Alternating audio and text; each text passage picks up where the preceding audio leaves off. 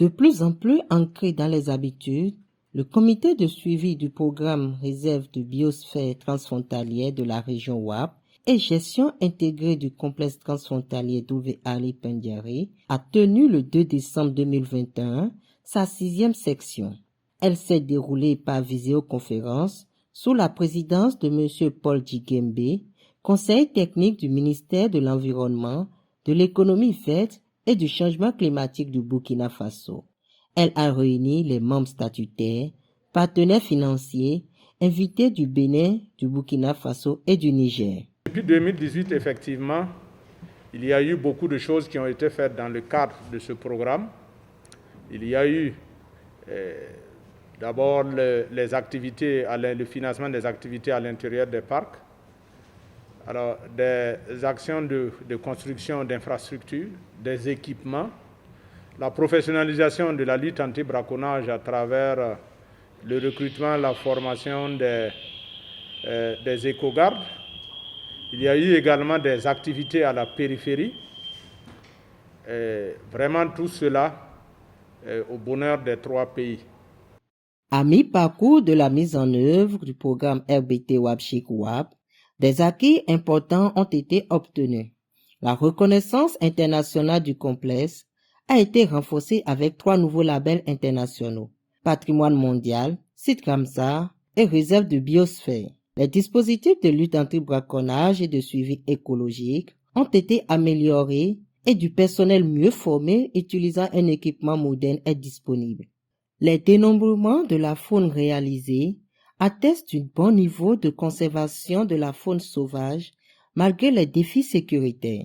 La promotion des conventions locales de gestion entre les collectivités locales et les organisations des communautés riveraines permet de mieux les responsabiliser dans la sauvegarde du complexe.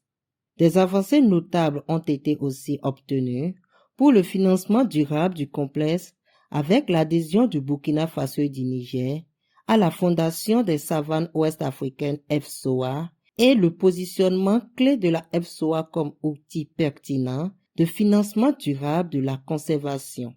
De 2018 à cette date, 280 500 personnes ont été formées dans le cadre de la promotion des chaînes de valeur ajoutée. 13 000 hectares de terres dégradées sont en cours de récupération.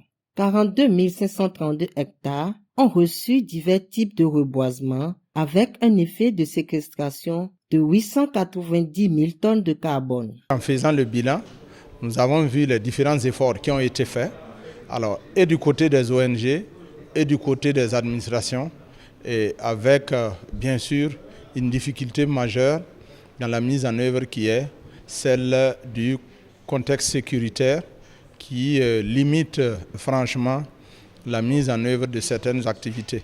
Mais malgré ce contexte sécuritaire, alors les différents acteurs,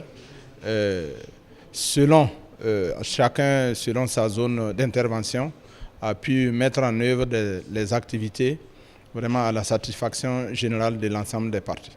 Je demande à tous les acteurs de contribuer à ce que cette gestion harmonisée et concertée se fasse de la meilleure des façons pour le bien-être de la conservation des ressources naturelles et pour le bien-être des populations de la périphérie de ces aires protégées.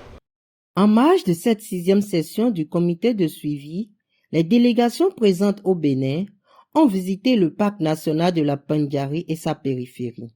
La délégation a pu découvrir le dispositif de gestion en place dans le parc ainsi que les opportunités de collaboration pour insuffler la même dynamique au Burkina Faso et au Niger.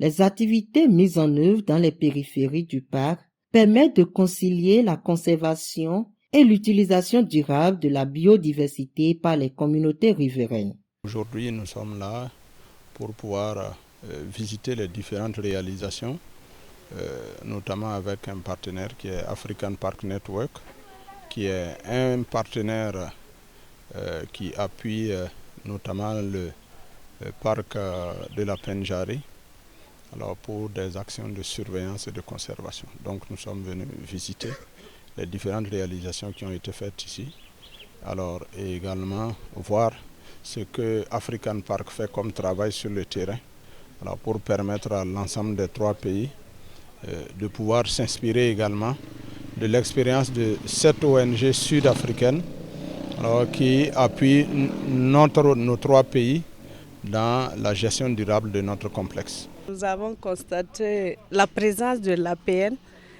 qui fait vraiment un beau travail dans le parc, à savoir vraiment la sécurisation d'abord des communautés riveraines. Il y a la lutte contre le braconnage. Au terme des travaux, les conclusions de cette 6e session du comité de suivi sont dans la même logique que celles des sessions précédentes.